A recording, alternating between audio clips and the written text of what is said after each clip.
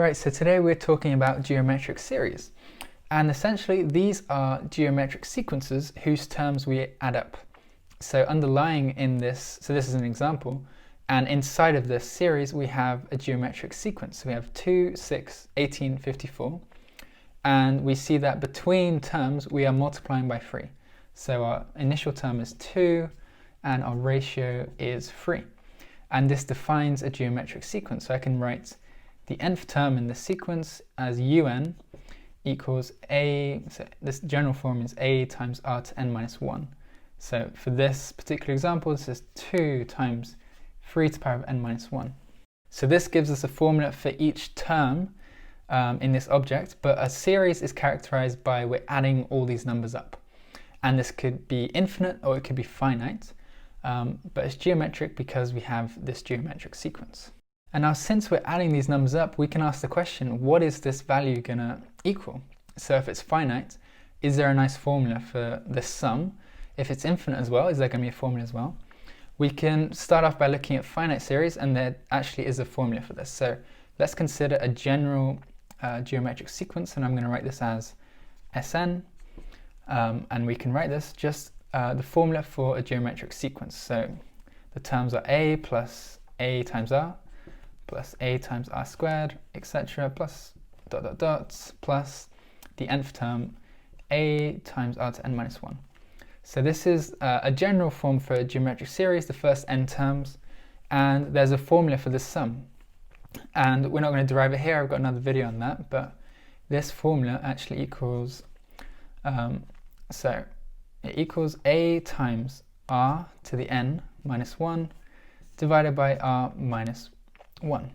So in here we have r to the n because we have n terms, but on the bottom we just have an r factor. So we can just plug in the values of a and r to work out what this sum is. So let's do it with this series here. Let's just let's work out the first 10 terms. So let's say n equals 10, and we have a equals 2 and r equals 3. So then in that case, S10, this equals 2 times 3 to the power of 10 minus 1 over 3 minus 1. And in fact, 3 minus 1 is just 2, so this factor of 2 is going to cancel with that one. And we're just left with 3 to the power of 10 minus 1. And you can put that in a calculator if you want. This comes out as a very big number, which is 59,048. So now that we've seen that formula, I'm just going to talk about a little bit of notation. So we've got all these addition signs, and we can actually abbreviate this slightly. So we can write this using sigma notation. And essentially we just write this big capital sigma, that's a Greek letter, and we put the general formula for the term. So the formula here is given by the geometric sequence. So I'm going to write a times r, and I'm going to use a k here. The index is going to be k minus 1. And then at the bottom of the sigma sign, we write where we're starting our summation from. So here we're using k equals 1 because our first term is a. So if you put k equals 1 into this formula, we get a.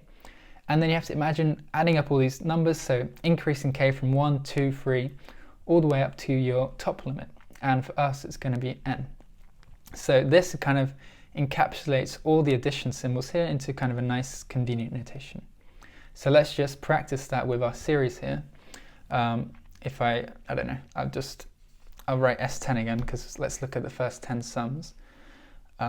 So we can use this notation. We have a sigma, and we're summing from k equals 1 up to 10 because we're just looking at the first 10 terms. And then we just need to put the formula for the general nth term. And we know it's given by this up here. So 2 times 3 to the k minus 1. So this is kind of just a convenient way to write geometric series if you're familiar with this notation. It's just a bit quicker. And obviously we calculated before, this is equal to exactly this. So I'll just write it again. This equals 59,048. So it's good practice to get used to this notation because it can be very convenient when dealing with geometric sequences. So now we're going to look at a bit of a harder problem involving geometric sequences, just to make sure we understand it. I'm just going to wipe off the board and then we'll look at it. Okay, so now we're looking at the harder problem. We have an example of a geometric series here, and it's geometric because we're multiplying the terms by 2 every time. And the question is, when does this series, how many terms do we need so that the sum is greater than 2 million? So to attack this, we need to translate this into some notation. So let's first decipher the geometric sequence beneath this. So we can write a as our first term, so a equals 1 here. And then, as we said, we're multiplying by 2 every time, so our common ratio is equal to 2. And then from this, we can write the formula for the general nth term, and we can write un, and this is given by a times r to the n minus 1. That's just a general formula. And then we can actually plug the values in because we have them here. So a equals 1, that doesn't have an effect. Then r equals 2. So this is 2 to the power of n minus 1. So if you plug in a value of n, if you want to find the 10th or 20th term in this sequence, you plug the value of n in here and we get the value of that. So it's given by 2 to the power of n minus 1. And now once we have that, if you think about the previous example, we can think of writing the general form for this series. So we can write Sn as the sum, using the sigma notation, as the sum of the first n terms, so k equals 1 up to n, and then we just need to put the formula for the general term. So this is exactly this. So we write 2 to the power of k minus 1. I've just swapped to k because we want our upper limit to be n, but it doesn't matter. So this is our formula for the series now. And then we can actually start to solve this question. So the question is, when is this value greater than 2 million? So I'm just going to write inequality sign 2 million, which I can also write as 2 times 10 to the power of 6. So to evaluate the series, we want to use our formula we were talking about before. So if you remember, if you have the sum of a geometric series, a times r to the k minus 1, from k equals 1 up to n, this was given by a times r to the n minus 1 over r minus 1. So let's just use that formula with these values. So a equals 1 and r equals 2. And then this comes out as 2 to the n minus 1 over 2 minus 1, which is actually just equal to 2 to the n minus 1. So this is what Sn equals. And as we were saying, we want to find out when does this get bigger than 2 times 10 to the 6. And then we can just solve this inequality. So I'm just going to add 1 to both sides. And if we go down here, we have 2 to the n is greater than 2 times 10 to the 6 plus 1. So now we have an n in the power. And to solve this inequality, we're going to apply logarithms again. So if we apply logarithms, we can bring the factor of n down to the front. So let's do that. We have log of 2 to the n. This is greater than, it doesn't change the sign applying logarithms, so this is greater than log of all this stuff. So 2 times 10 to the 6 plus 1. And then as we were saying, the reason we did that is because we can use the laws of logarithms. We can bring down this power inside the bracket to the front. So this is equal to n times log of 2.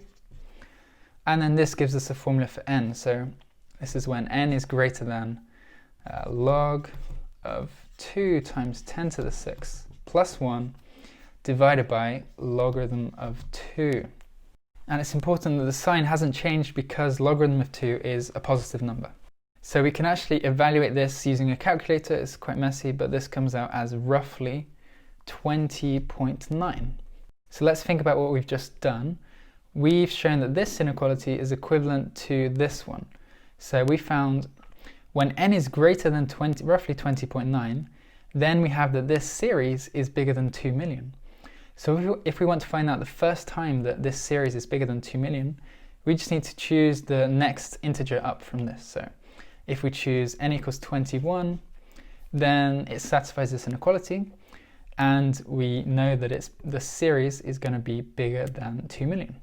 And also it's the first time it's going to be bigger than 2 million, because if we take n equals 20 or any value smaller than that, we're not going to have this inequality. It's not going to be true. So this is our answer. We need 21 terms in this series, in this geometric series, so that its value, the sum of all the terms, is greater than 2 million.